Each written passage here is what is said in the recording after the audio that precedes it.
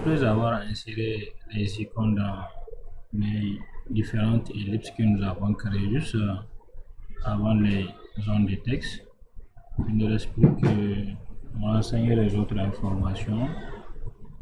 Donc pour cela, après avoir sélectionné la civilité, nous allons par la suite dessiner une forme pour insérer dans la forme compétence. Donc on a pris un rectangle ici qu'on peut judicieusement dessiner ici. On dessine ça ici, c'est toujours l'onglet insertion, on a les formes. Donc on essaie de dessiner notre forme ici. Donc la forme, on peut la remplir comme ça a été fait là-bas, la couleur noire. Et à l'intérieur, on saisit compétence. La compétence plurielle, si la personne dispose bien sûr de plusieurs compétences. Donc j'essaie un peu d'agrandir ça, parce que c'est un point très important lors de la rédaction des CV. Et si la personne ne dispose pas des compétences aussi, il peut ne rien mettre dans l'espace là. Donc nous allons également poursuivre cette fois-ci. Nous allons reprendre, nous allons revenir au niveau de notre board A pour cette fois-ci saisir les différentes compétences que nous disposons. Donc là, par exemple, là, vous voyez, je mets administration, réseau, programmation. Vous pouvez tout lister ici. Donc je peux saisir par exemple administration réseau, entrée, internet,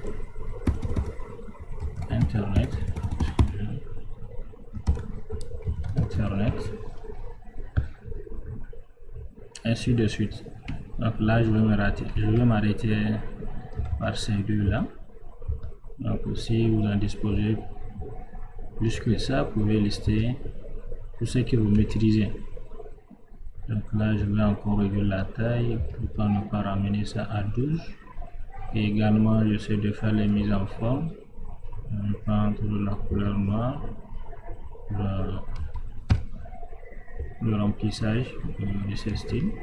Je vais également prendre pour le contour la couleur noire. Le gras, je peux enlever ça, il n'y a aucun souci. La taille, je ramène ça à 12, c'est encore mieux. Donc là, j'ai listé. Vous pouvez également vous servir ici à l'intérieur de plus pour bien indenter les informations que vous allez saisir. Donc là, on a quelques compétences citées. Donc après les compétences, on a les connaissances linguistiques. Donc vous allez faire une copie-coller de comment on appelle ça, de la forme dessinée au niveau des compétences. On place ça juste après les différentes compétences que nous disposons qu'on a listées. Après les langues aussi, vous avez vu comment ça se place, les langues. Donc vous allez encore dessiner une zone de texte, un word art plutôt. On cite les différentes langues. Et également vous renseignez juste à droite de la langue le degré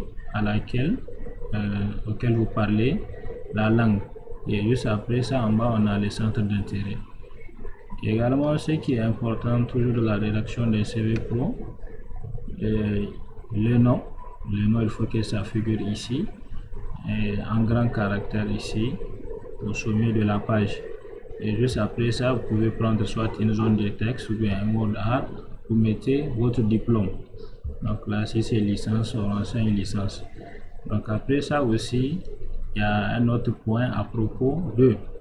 Donc là, c'est à propos de moi. Vous allez faire un petit résumé de votre parcours. Une question d'inciter le recruteur à savoir également ou bien de fouiller davantage sur votre CV. Voilà, donc là également à propos de moi, ce qu'on renseigne, juste c'est une petite description. Donc là, vous avez vu, j'ai repris ingénieur en réseau télécom et les expériences professionnelles. Et vous pouvez également citer les institutions que vous avez passées. Donc après ça, on a l'expérience professionnelle ou la formation. Il n'y a aucun souci en ce qui concerne la position. Mais ce qui est le plus conseillé, c'est de commencer par les expériences professionnelles. Donc là aussi, toujours vous pouvez dessiner des word art et zone de texte pour renseigner les informations au fur et à mesure. Donc après ça également, ici on a les stages. Donc les stages aussi, on commence toujours par le dernier, ainsi de suite jusqu'au premier. Si vous avez eu à faire des certifications aussi. Et également, il ne faut pas oublier les dates de passage et les périodes aussi. Donc là, on a les certificats renseignés ici. Par exemple, ici en 2018, on a obtenu un certificat en CCNA 1. Également, il y a un autre point en ce qui concerne les activités extra-professionnelles, ce que vous faites en dehors de votre parcours professionnel, en dehors de votre carrière professionnelle. Là, j'ai renseigné membre de l'association des informaticiens. Et enfin, à la fin, on a ici les références à compléter à notre CV en cas de confirmation. Donc, si le recruteur a besoin de confirmer les informations renseignées, les références là vont faciliter vite l'approbation. Et aussi, il ne faut pas oublier à la fin d'insérer la date à laquelle le CV a été édité.